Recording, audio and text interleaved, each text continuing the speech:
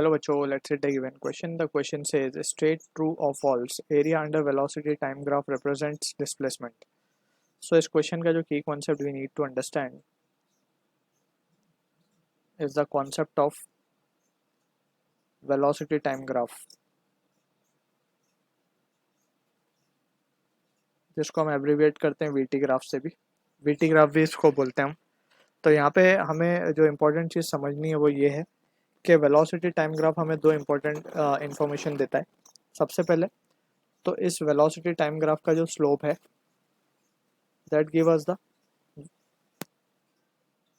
Idea about acceleration, और इसका जो एरिया है अंडर कर्व वो हमें देता है डिस्प्लेसमेंट. ठीक है, जैसे फॉर एग्जांपल अगर हमारे पास एक वीटी ग्राफ है, लेट्स से कुछ इस तरीके से ग्राफ है हमारे पास, ये वी है और ये टी है. सो यहाँ पे हम देख सकते हैं वीटी ग्राफ है. तो इसके अंदर जो टाइम एक्सेस के साथ ये एरिया बन रहा है ना, ये वाला, ये एरिया क्या देगा हमें?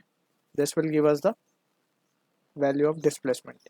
ठीक है, so this is how we need to keep the two important thing in mind regarding velocity time graph. Slope देगा एक्सेलरेशन, ठीक है, और एक्सेलरेशन बेसिकली स्लोप कैसे निकालते हैं हम?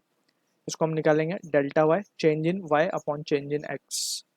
तो इस तरीके से वी गेट द स्लोप.